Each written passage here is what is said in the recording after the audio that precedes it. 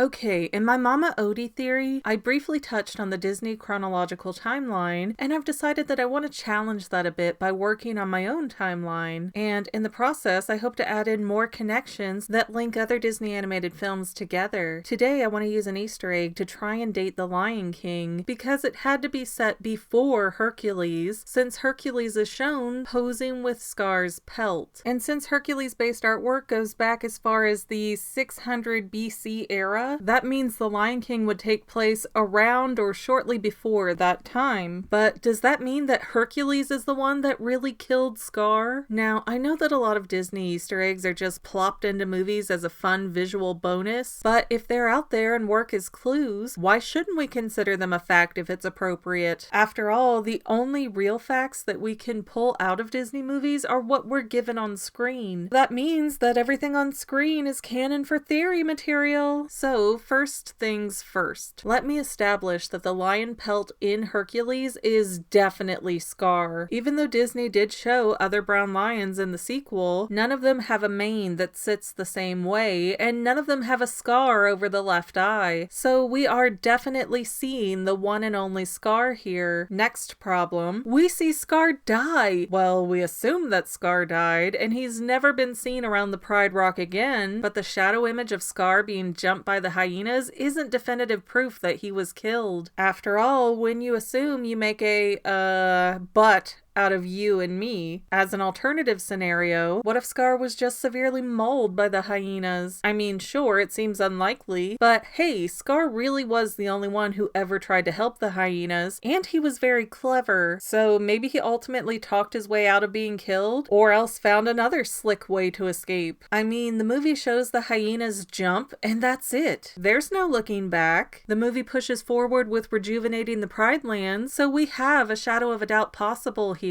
For the sake of the Hercules Easter egg, let's just say that Scar did escape and he just slunk off into exile. While in lion society, females do all the hunting, so a lone male lion doesn't stand much of a chance at surviving long term. The only reason that Simba survived is because Timon and Pumbaa taught him how to survive off bugs instead of meat. And realistically, that's probably why Simba never grew up to eat Timon or Pumbaa, because he's a dude lion, and dude lions aren't good at solo hunting. This idea of Scar escaping might also help The Lion King 2, where Scar suddenly had a son, Nuka, that no one had ever heard of, and who would have been big enough to fight with his father in the end battle with adult Simba, but he made no appearance, meaning Scar wandered away from the hyenas, found a small pride of lions to take over, or maybe there were some bad female lionesses that just left with Scar. Then Scar healed from his battle wounds and produced Nuka. If you ask me, Kovu was Scar's son too, but Disney was too polite to turn cousins into lovers. And this even works with the ending of The Lion King 1, because we have no idea how much has passed between Simba fixing up the Pride Lands and baby Kiara being born. Anyways, somewhere along the line, Scar met his end and became Hercules' head accessory, so Hercules went into Africa and hunted down Scar. Wait, no, actually that's not very likely. Remember, Hercules was a big deal in Thebes, which is part of Greece, and Hercules based most of his hero work around that crime-riddled city. And back in the day, Disney used to say that The Lion King took viewers to the heart of Kenya. As you can see, that's a long distance to travel, even with a Pegasus. I don't think Hercules went over to Africa. So how did Scar's skin get into Hercules' hands? There are several scenarios that could work, but here's the one that I prefer. Scar likely had some long-term injuries from his battle with Simba, and Scar just wasn't able to outrun a hunter who trapped him. Then Scar was sold off to a merchant who would sell him to rich Europeans that wanted a lion in their menagerie, and an older, more run-down lion that would be less violent might be more ideal for that kind of setting. Hey, that merchant could have been the same one that we see in Aladdin. It's hard to fully confirm this, but the merchant has been confirmed as Genie, and Genie has an ability to go go outside of his current timeline. We see examples of this when Genie briefly morphs into Pinocchio, when Sebastian the Crab pinches his finger, and when he dresses up in a goofy hat, meaning Genie doesn't operate in linear time like humans do. Agrippa is said to be 15th century Iran, so a time-traveling merchant that wants to see the world also puts human Genie in the perfect position for this transaction. It was very common for traveling merchants to go to different countries to sell their wares, and the first thing that Genie wanted to do was travel. Perfect fit! And as Zero to Hero tells us,